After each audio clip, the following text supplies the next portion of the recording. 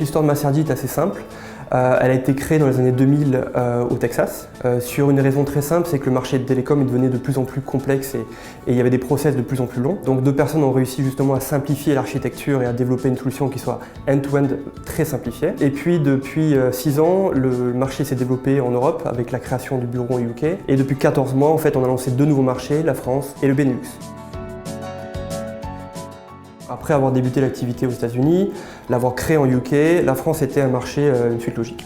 La France, pourquoi? C'est le 3e marché aujourd'hui au niveau européen, après l'Angleterre et l'Allemagne. On a fait un projet pilote, on a testé la solution par rapport à l'environnement du marché, à ce que les sociétés aujourd'hui avaient en portefeuille. Et il est certain qu'aujourd'hui on a une vraie place sur le marché parce que le marché a été monopolisé depuis des dizaines et des dizaines d'années par des gros opérateurs. Donc pour nous, c'est le bon moment d'entrer sur le marché français. On vient d'ailleurs, après quelques mois d'activité, de signer un des plus gros logisticiens français pour aujourd'hui fournir le backbone au niveau international.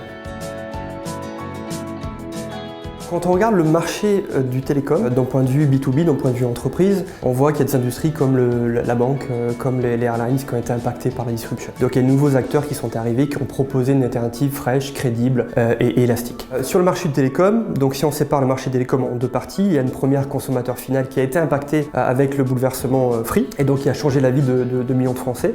Et d'un côté B2B, donc pour les entreprises, on a affaire aux mêmes opérateurs depuis des décennies, et rien n'a forcément changé. Donc ils ont fait évoluer leur backbone, leur architecture, mais aujourd'hui ils n'ont pas su apporter une flexibilité, la flexibilité que les clients aujourd'hui souhaitent avoir dans leur backbone.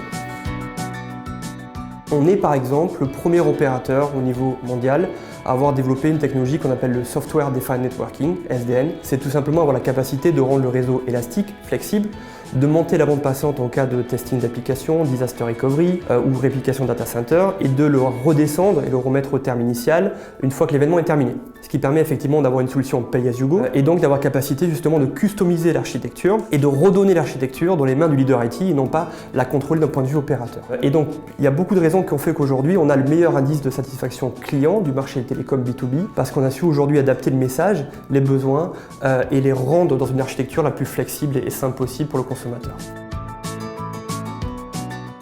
À la différence des grands opérateurs, on passe énormément de temps avec le client à faire des sessions de whiteboard, à comprendre son architecture, à comprendre comment ces applications marchent aujourd'hui. Parce que typiquement, en fait, on n'a pas de solution préconfigurée. On va avec eux étudier leur environnement, leur écosystème, leur application, leur sécurité et dessiner avec eux, avec une équipe d'ingénierie, le réseau de demain. On ne fait rien de catalogue, c'est-à-dire tout est fait de manière customisée ou lorsque vous allez demander en fait un changement, vous allez attendre 2, 4, 6 semaines. Chez nous, tout est fait de manière immédiate.